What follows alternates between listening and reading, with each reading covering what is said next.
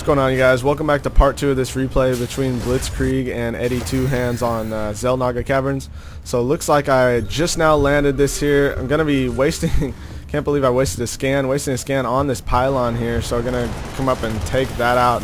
So that was a pretty nice placement of that pylon, actually causing me to scan. I think I might have thought it was like a flying building or something coming in here, or an observer. But nonetheless, looks like he is going to be mobilizing here. We do have an army. Does look like he has an army advantage here, but it looks like this point defense drone just going to be nullifying a lot of this damage. I need to get these Vikings up here to defend off against this Colossus. Was able to take down that one bunker. Vikings just coming over, and just is he going to, Colossus goes down. Where is the Ghost? Ghost needs to come up here, and EMP looks like a second bunker goes down.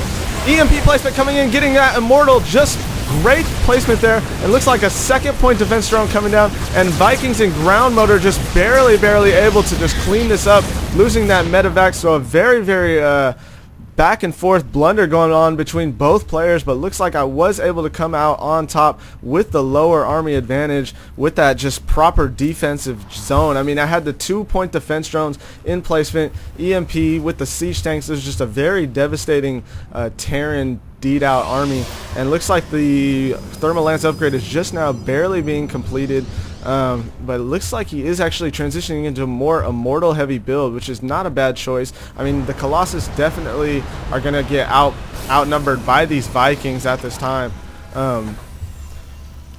Excuse me, but it looks like the Immortals is what he really needs, because I do have all these siege tanks. However, with the Ghosts out on the field, the siege tanks really, I mean, they're not, I'm sorry, the Immortals aren't that good, but here we go. Gonna have some more Stalkers gonna come in here. Looks like Siege Tank gonna be just raining down on those. Looks like EMP placed right on those Zealots, gonna micro back these Hellions to just deal damage to those Zealots, I'm sorry. And looks like gonna load up a Ghost and a Marauder into this bunker and be able to barely finish off that second Immortal, or that second Stalker. And looks like I am going to be at an advantage hugely on the income right now, just because I am working off 2 bases.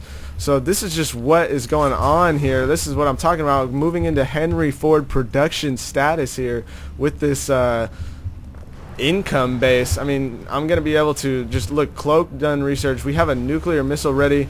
Going to be coming down here, and I really need to, going to get these gases more saturated. I think I only have a couple of SCVs per on each of these gases, so I think I'm actually going to realize that in a few seconds and get that all straightened out. Taking a look, I am producing just many more medvacs. Looks like a bunch of ghosts queued up. Gonna be producing an additional command center. Need to get some more Hellions being queued up and some siege tanks.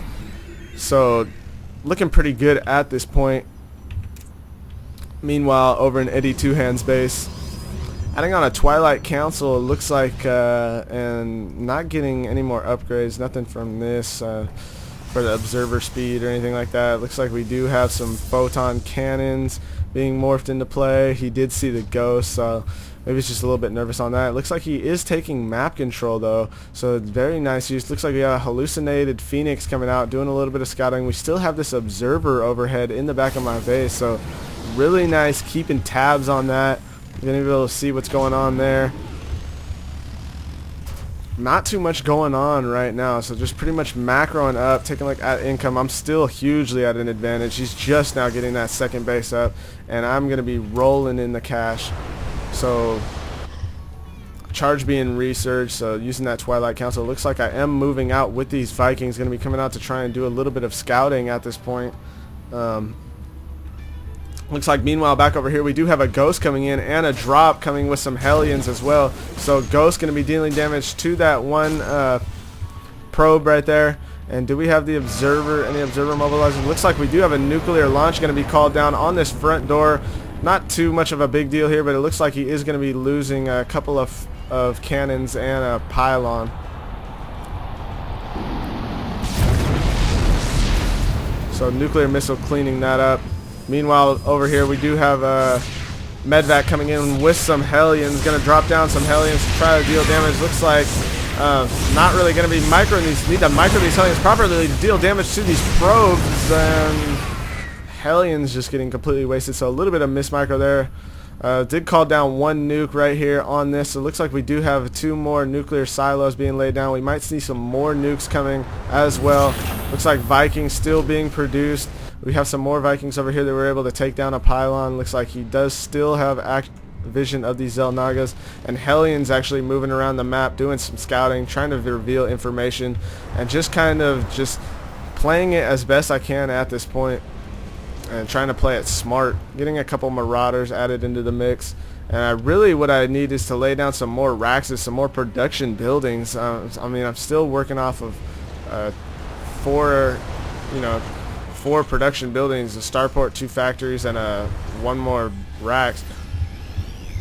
So nearly mined out in the main. Going to be transferring some of these workers down to this southern location.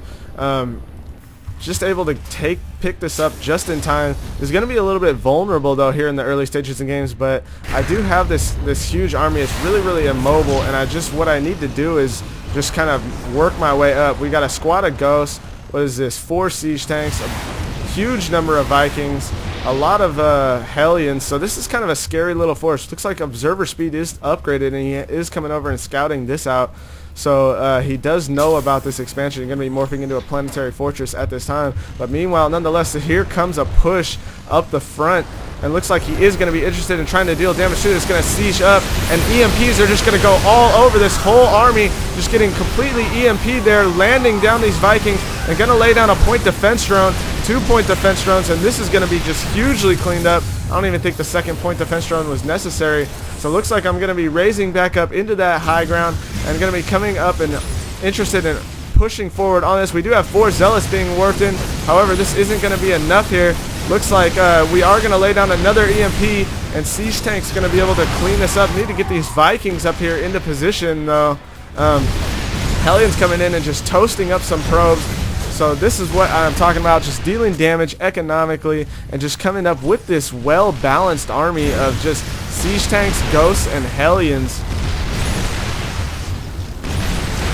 So it looks like he is going to be losing this Nexus here, and this is going to be forcing him back into a 1 base position.